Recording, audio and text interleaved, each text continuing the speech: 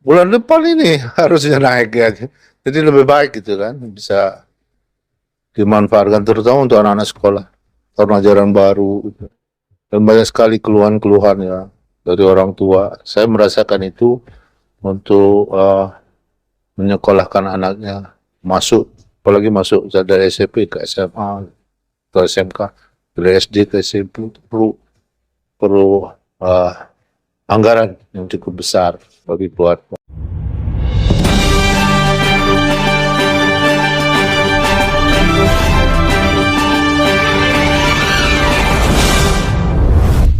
Bapak Presiden sedang dalam proses untuk menyelesaikan ya, Presiden nanti beliau yang akan mengumumkan. Oke Bu, kapan Bu? Segera. Presiden Republik Indonesia mengusulkan kenaikan gaji aparatur sipil negara atau ASN dan pensiunan. DPR RI meminta kenaikan ini dapat meningkatkan produktivitas dan memperbaiki kualitas pelayanan publik.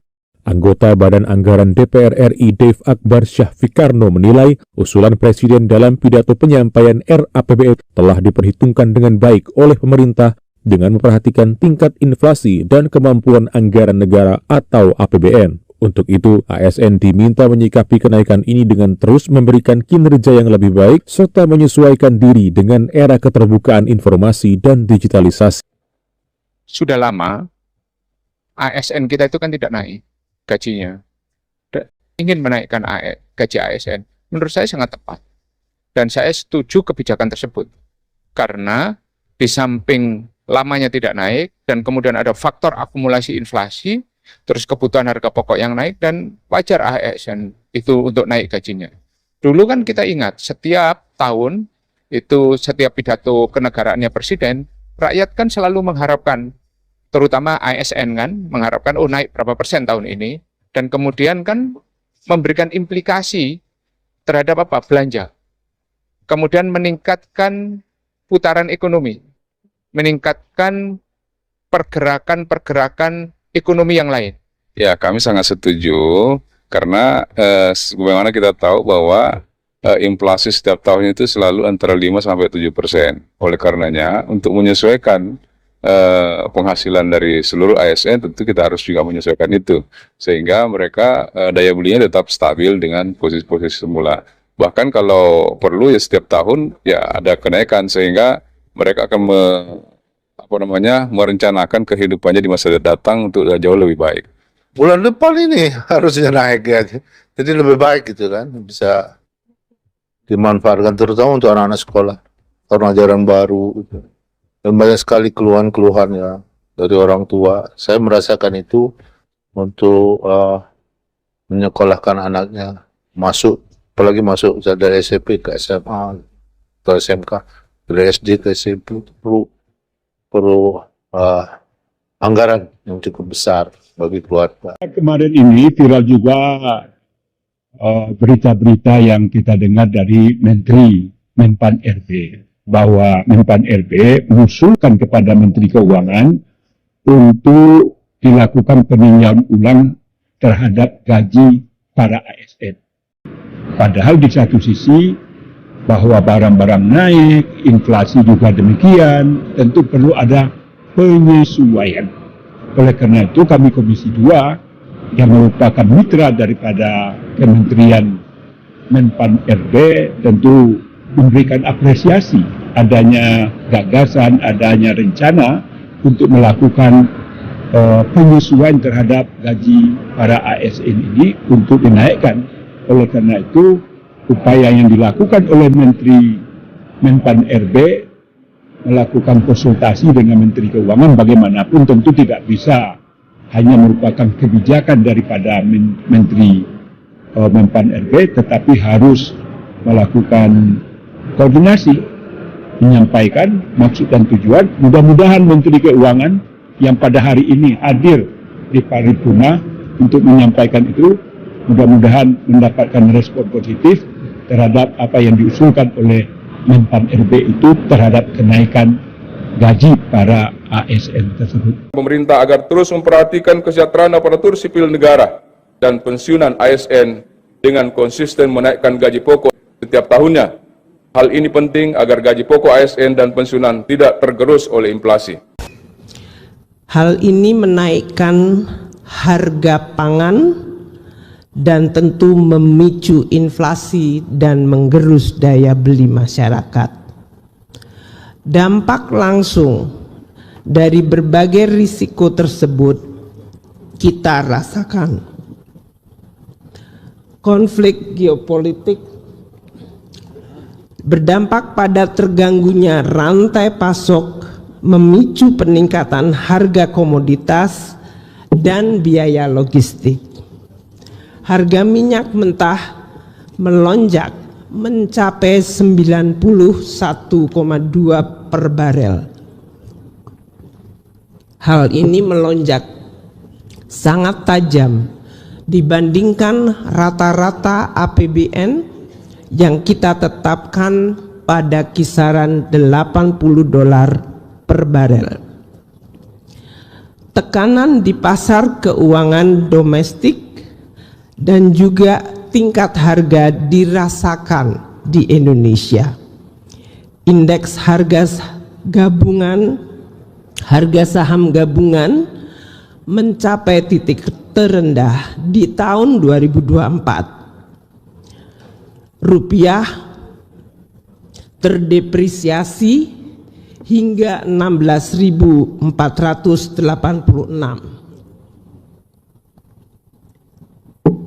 yang sebelumnya berada pada $16.000 per dolar Amerika. Indeks harga saham gabungan turun di 6.726. Inflasi bahkan mencapai titik tertinggi pada 10,3% pada bulan Maret 2024. Kondisi yang menantang tersebut, alhamdulillah, kita bisa lewati. Perekonomian Indonesia berangsur pulih. Transisi pemerintahan Indonesia di masa pemilu juga berjalan lancar dan aman. Hal ini menciptakan stabilitas politik dan ekonomi. Stabilitas ekonomi tidak terlepas dari peran APBN yang bekerja sebagai shock absorber melalui fungsi counter cyclical.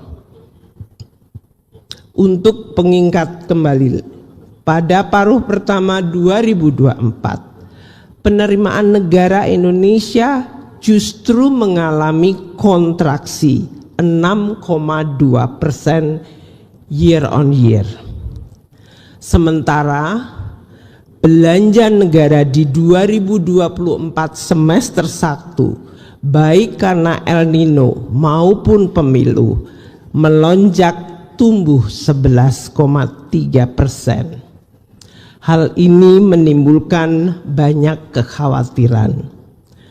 Belanja kita yang cukup responsif dan fleksibel bertujuan melindungi masyarakat dari gerogotan inflasi karena harga pangan dan gejolak global.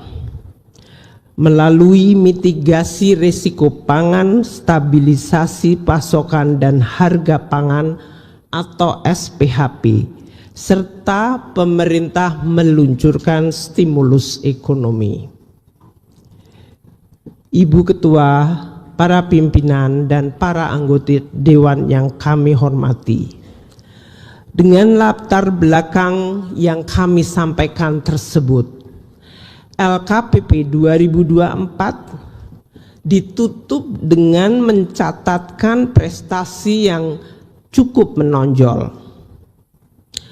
Outlook defisit APBN yang kami sampaikan di pertengahan semester 2024, yaitu yang akan mencapai 2,7% pada Desember 2024, dapat kami tutup dengan jauh lebih rendah, yaitu menjadi hanya 2,3% PDB. Realisasi keseimbangan primer mendekati netral atau positif. Defisit hanya sebesar 20,7%. Ini separuh di bawah dari target APBN 2024 yaitu sebesar 43,7. Sementara pendapatan negara yang semester 1 mengalami kontraksi, penerimaan perpajakan pada akhir tahun 2024 mencapai target sehingga 4 tahun berturut-turut penerimaan perpajakan mencapai di atas target 2024 dan 3 tahun sebelumnya. Hal ini menggambarkan dalam pelaksanaan mengelola APBN dan ekonomi, dinamika tidak akan pernah sepi. Oleh karena itu, kami ingin menyampaikan pada forum yang baik ini, terima kasih dan penghargaan yang setinggi-tingginya kepada Dewan Perwakilan Rakyat Republik Indonesia yang selalu menjadi partner yang luar biasa baik, sinergis, dan konstruktif di dalam mengelola, menjaga, dan menggunakan APBN sebagai instrumen yang luar biasa penting menjaga Republik Rakyat dan perekonomiannya. Sinergi yang erat antara kebijakan fiskal yang responsif juga kami lakukan dengan otoritas moneter. Pada tahun 2024 pertumbuhan ekonomi kita mampu pertahankan pada 5,03%. Hal ini mencerminkan kombinasi antara fundamental ekonomi yang kita jaga dan resiliensi atau daya tahan dihadapkan pada guncangan yang terus-menerus. Pertumbuhan 5,03% ditopang konsumsi rumah tangga yang terjaga pada 4,94% tumbuh year on year. Investasi masih tetap tumbuh di 4,61% di tengah ketidakpastian global dan transisi politik. Kinerja pertumbuhan yang kuat diikuti dengan stabilitas harga. Inflasi terkendali di 1,6% meskipun terjadi gejolak kenaikan harga pangan yang begitu dahsyat. 1,6% adalah di bawah target APBN 2,8%. Kebijakan pemerintah terus menjaga harga distribusi logistik bersama-sama dengan tim pengendali inflasi pusat daerah serta peranan APBN yang memberi insentif kepada pemerintah daerah untuk ikut menjaga dan peduli terhadap kenaikan harga dan bantuan pemerintah melalui APBN dalam menjaga daya beli masyarakat melalui bantuan sosial. Kebijakan belanja APBN responsif meskipun belanja bukannya tidak terbatas. Dengan respons tersebut kita terus mampu menurunkan tingkat kemiskinan hingga 9,03 pada Maret 2024 menjadi 8,57% pada September 2024. Kemiskinan ekstrim bahkan turun mencapai 0%. mendekati 0%, yaitu 0,83%. Pengangguran menurun menjadi 4,91% pada Agustus 2024.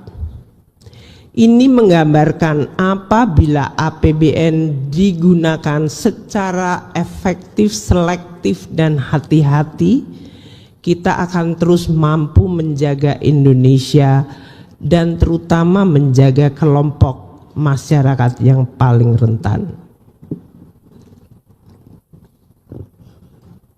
Mohon maaf pimpinan, kami agak kurang fit suaranya.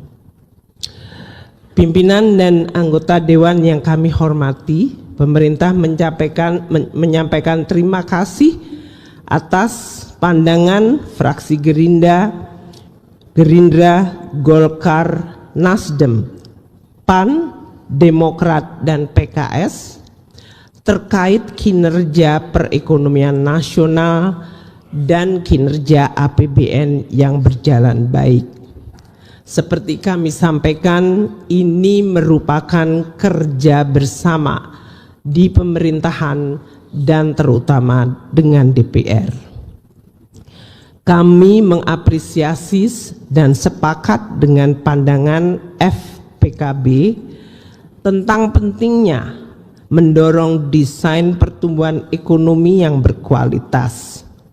Pemerintah melalui beberapa program ingin terus memperkuat kualitas sumber daya manusia, pendidikan, kesehatan, ketahanan pangan dan energi, termasuk memulai implementasi program makan bergizi gratis. Terkait pandangan PKB, Nasdem, PAN, Demokrat, PKS mengenai inflasi, telah kami sampaikan tingkat inflasi mampu dijaga di bawah sasaran inflasi di dalam APBN. Hal ini juga merupakan hasil kerja bersama tim pusat dan daerah dengan tim pengendali inflasi pusat TPIP dan tim pengendali inflasi daerah, dan bersama-sama dengan Bank Indonesia yang fokus kepada core inflation. Kami sepakat dengan pandangan Partai Gerindra, PKB, Demokrat mengenai pentingnya menjaga nilai tukar rupiah. Pemerintah berkoordinasi dengan Bank Indonesia untuk terus menjaga stabilitas nilai tukar rupiah, meningkatkan daya tahan neraca pembayaran Indonesia, terutama neraca dagang, current account, dan capital account. Sementara Bank Indonesia menjalankan tugas stabilisasi dari sisi moneter. Pemerintah mengapresiasi pandangan Partai Gerindra, PKB, Nasdem mengenai pentingnya lifting migas. Kami terus berkomunikasi dan berkoordinasi dengan Kementerian ESDM dan SKK Migas agar penguatan operasi sektor hulu migas dilaksanakan dengan berbagai upaya dan percepatan proyek strategis, perbaikan regulasi, dan peningkatan efisiensi, serta penerapan teknologi terbaru dalam eksplorasi dan produksi. Pemerintah mengapresiasi pandangan fraksi PDIP, Golkar, Demokrat mengenai langkah mencapai sasaran pembangunan. Pemerintah melakukan langkah perbaikan dengan terus meningkatkan ketepatan sasaran dari program bantuan sosial dan program penanganan kemiskinan untuk memastikan bahwa masyarakat yang paling rentan mampu ikut serta secara inklusif di dalam kegiatan ekonomi dan penciptaan lapangan kerja yang berkualitas. Menanggapi pandangan fraksi PKB, Gerindra, Golkar, Nasdem, dan Demokrat mengenai penurunan tingkat pengangguran terbuka, pemerintah akan terus memperkuat program penguatan link and match, peningkatan kualitas tenaga kerja dengan menghubungkan antara sektor pendidikan dengan dunia usaha, memperkuat sistem informasi pasar kerja, dan memperkuat program peningkatan kompetensi angkatan kerja. Pemerintah berterima kasih atas pandangan fraksi PKB, Gerindra, Nasdem, PAN, dan Demokrat mengenai upaya penurunan ketimpangan yang ditunjukkan oleh rasio Gini dengan terus meningkatkan pemerataan pembangunan nasional. Pemerintah melakukan transfer ke daerah dan percepatan pembangunan daerah-daerah yang masih tertinggal. Pemerintah sependapat dengan pandangan fraksi PKB dan Gerindra untuk perbaikan tata kelola di sektor pertanian dan pembangunan infrastruktur. Pemerintah terus melakukan perbaikan data untuk meningkatkan ketepatan sasaran penyaluran subsidi dan bantuan, memperluas akses modal dan juga alat bagi nelayan serta petani, terutama melalui pembiayaan kredit usaha rakyat, asuransi pertanian, dan melanjutkan pembangunan khusus di wilayah yang berbasis maritim yang selama ini kurang terlayani.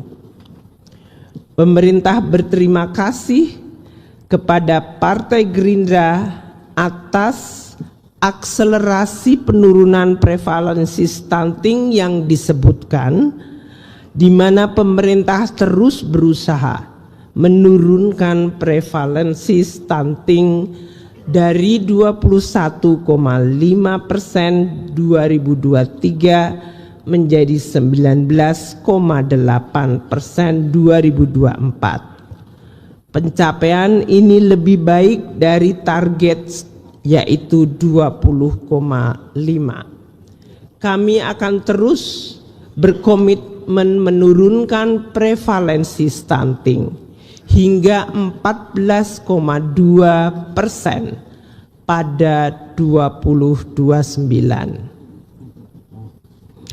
Pemerintah mengapresiasi pandangan dan masukan Partai Gerindra, Nasdem, bahwa sektor pengolahan atau manufaktur dan pertanian yang memiliki kontribusi terbesar terhadap pertumbuhan ekonomi dan penyerapan tenaga kerja. Oleh karena itu, penguatan kedua sektor tersebut menjadi prioritas. Pemerintah berkomitmen mengakselerasi investasi, terutama pada industri strategis bernilai tambah tinggi, seperti pembuatan baterai mobil listrik, electric vehicle, kabel tembaga, aluminium, data center, serta industri yang menunjang energi serta pangan.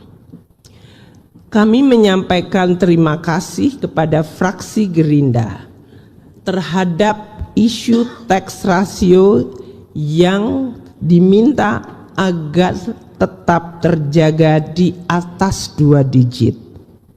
Capaian ini mencerminkan ketahanan penerimaan perpajakan di tengah gejolak ekonomi yang mempengaruhi kinerja perusahaan dan masyarakat. Harga komoditas yang melambat pasti memberikan pengaruh pada penerimaan perpajakan. Dengan langkah-langkah reformasi perpajakan, kami berupaya memitigasi dampak negatif yang dirasakan dunia usaha. Dengan kolaborasi dan dukungan seluruh pemangku kepentingan, termasuk Dewan Perwakilan Rakyat dan masyarakat, kami optimis reformasi perpajakan akan mampu terus memperkuat fondasi fiskal Indonesia dan mendukung pembiayaan pembangunan nasional secara berkelanjutan.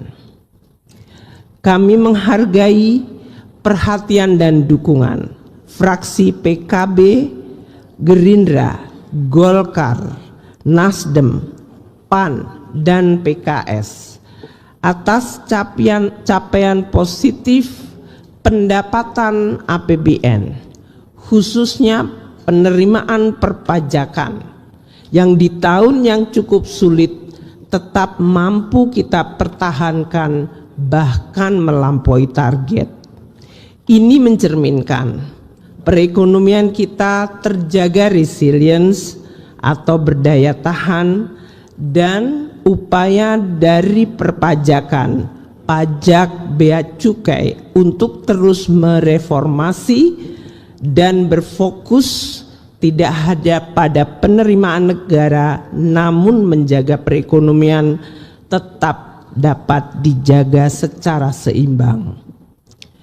Menanggapi pandangan fraksi PKB terkait PNBP yang disampaikan bahwa penurunan realisasi PNBP dari sumber daya alam, khususnya migas, serta PNBP lainnya yang disebut belum optimal, ini disebabkan pertama, sumber daya alam sangat tergantung pada harga dan melemahnya harga komoditas sejak 2024 hingga sekarang.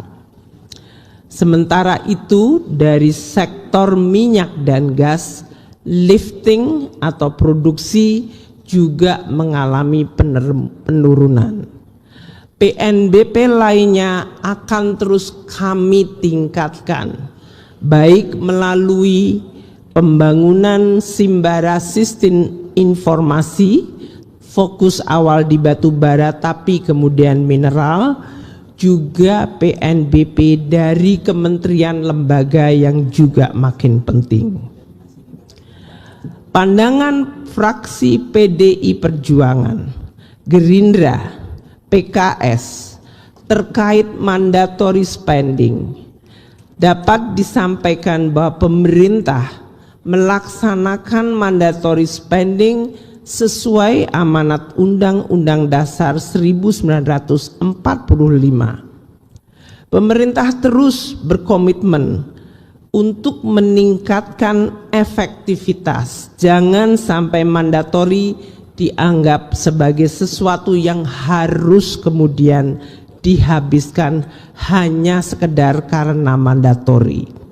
Berbagai upaya tata kelola kita tingkatkan di dalam penggunaan anggaran pendidikan, termasuk terwujudnya dana abadi pendidikan yang sekarang telah mencapai lebih dari 150 triliun rupiah.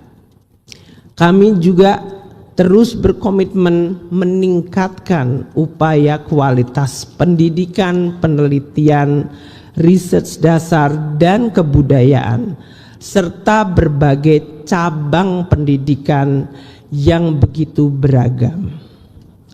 Pemerintah menghargai perhatian fraksi PKB dan PKS mengenai realisasi belanja pembayaran bunga utang 2024 yang mencapai 488,4 triliun rupiah. Pemerintah memastikan profil utang akan terus dikelola secara prudent dan terukur. Berbagai indikator mengenai kesehatan utang kami terus akan waspadai.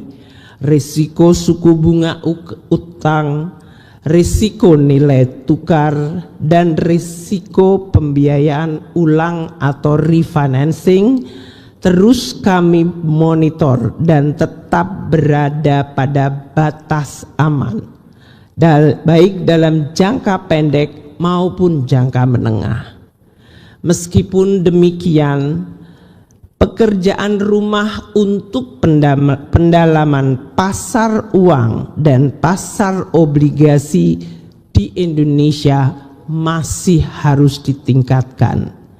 Dan ini berarti kita harus bekerja dengan otoritas moneter, OJK, dan industri keuangan. Mengenai pandangan PKB agar pemerintah membuat skema subsidi yang tepat, dapat disampaikan bahwa kebijakan subsidi terus disempurnakan dari pemerintahan ke pemerintahan. Saat ini kami terus memperbaiki melalui Badan Pusat Statistik dan Bappenas dengan pengembangan data terpadu.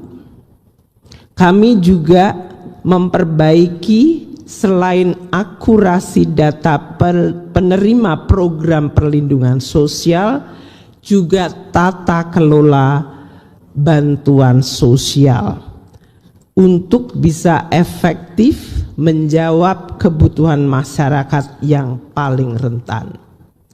Pemerintah berterima kasih kepada fraksi PKS yang menyampaikan capaian dana desa 2024. Kami terus meningkatkan kinerja penyaluran dana desa langsung ke desa melalui account yang bisa dipertanggungjawabkan sehingga bisa tersalur sesuai tepat waktu dan kebutuhan. Pemerintah menyampaikan apresiasi atas dukungan fraksi Gerindra, Golkar, Nasdem, Demokrat, dan PKS terhadap kinerja APBN 2024, termasuk apresiasi bahwa capaian defisit anggaran terkendali dan keseimbangan primer yang lebih kecil dari target APBN. Pemerintah sependapat dengan fraksi PAN, Demokrat, dan PKS bahwa pengelolaan fiskal tidak boleh semata-mata hanya berfokus pada defisit, karena APBN adalah instrumen untuk menjaga ekonomi bersifat shock absorber dan counter cyclical. Besar kecilnya defisit adalah sesuai kebutuhan untuk menjaga ekonomi bersama, terutama agar kesejahteraan masyarakat tidak dikorbankan. Pandangan fraksi PKB Nasdem terkait pembiayaan dalam negeri disampaikan bahwa pengelolaan surat berharga negara atau SBN terus kami kelola secara hati-hati. Ini merupakan strategi pembiayaan APBN. Kami ingin mengajak DPR untuk melihat instrumen surat berharga negara tidak semata-mata sebagai beban dari APBN dan negara, namun mari kita lihat dari sisi demand atau pemintanya. Lembaga-lembaga baik itu pensiun, asuransi, perbankan, bahkan masyarakat kecil telah memegang surat berharga negara kita. Mereka membutuhkan instrumen investasi yang aman. Sehingga kami akan terus melakukan edukasi mengenai peranan SBN yang tidak melulu hanya dilihat sebagai utang pemerintah, namun merupakan alat investasi yang bernilai dan dipercaya oleh pemegangnya, baik masyarakat kecil, ibu rumah tangga, mahasiswa, hingga lembaga-lembaga pensiun dan lembaga pemegang dana jangka panjang.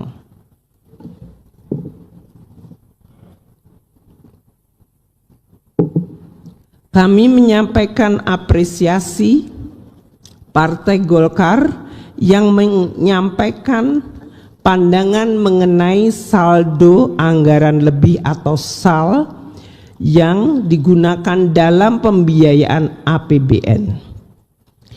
Penggunaan SAL memiliki nilai sangat strategis, di mana SAL mampu menjadi bantalan pengaman fiskal pada saat market atau pasar tidak selalu bertingkah laku rasional dan predictable.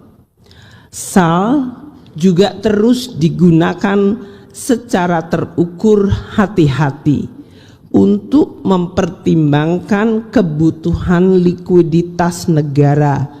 Dengan demikian, SAL tidak boleh hanya dilihat sebagai kelebihan anggaran yang sia-sia.